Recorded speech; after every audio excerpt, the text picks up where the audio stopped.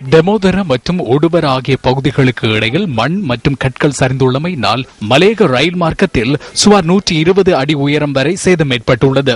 நேற்றைய தினம் வரை சுமார் 20 அடி உயரத்துக்கான கற்கள் மற்றும் மண் அப்புறப்படுத்தப்பட்டதாக நானோயா உதவி மாவட்ட பொறியியலாளர் அசாங்க தர்மசேன தெரிவிக்கிறார். இந்த நிலையில் ரயில் மார்க்கத்தில் சரிந்துள்ள கருங்கற்களை உடைக்கும் நடவடிக்கைகள் இன்று ஆரம்பிக்கப்பட்டன. குறித்த பகுதியில் அதிகளவிலான வீடுகள் காணப்படுகின்றமையினால் மண் மற்றும் கற்களை அப்புறப்படுத்தும் நடவடிக்கைகளை மிகவும் அவதானத்துடன் மேற்கொள்ள வேண்டியுள்ளதாக உதவி மாவட்ட பொறியியலாளர் தெரிவித்தார். இதனால் கற்களை உடைக்கும் நடவடிக்கைகள் பதுளை மாவட்ட வெடிப்பொருள் கட்டுப்பாட்டாளரின் கண்காணிப்பு மத்தியிலேயே முன்னெடுக்கப்படுகின்றன.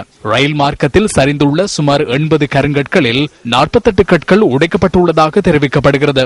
நாளை மறுதினம் அளவில் ரயில் போக்குவரத்தை வழமைக்கு கொண்டு வர முடியும் என எதிர்பார்ப்பதாக நானோயா உதவி மாவட்ட பொறியியலாளர் தெரிவிக்கிறார். இதேவேளை பதுளை மாவட்ட அதிகாரிகள் குறித்த பகுதியை அண்மித்து ஆய்வுகளை நடாத்தி வருவதாக தேசிய கட்டட ஆய்வு நிறுவனத்தின் மண் சரிவு ஆய்வு மற்றும் அவதான முகாமைத்துவ பிரிவின் பணிப்பாளர் RMS பண்டார குறிப்பிடுகிறார். மலையக ரயில் மார்க்கம் தொடர்பான ஆய்வுகள் தொடர்ந்து முன்னெடுக்கப்பட்டு வருவதாக அவர் குறிப்பிடுகிறார். இதேவேளை மலையக ரயில் மார்க்கத்தில் சரிந்துள்ள மண் மற்றும் கற்களை அப்புறப்படுத்தும் நடவடிக்கைகளில் பாதுகாப்பு இல்லாத நிலைமை காணப்படுவதாக பிரதேசவாசிகள் குற்றம் சாட்டுகின்றனர். அகற்றும் அனைத்து கற்களையும் மலைகளில் குவிக்கின்றனர். மழைக்காலங்களில் எம்மால் பயணிக்க முடியாது போகும்.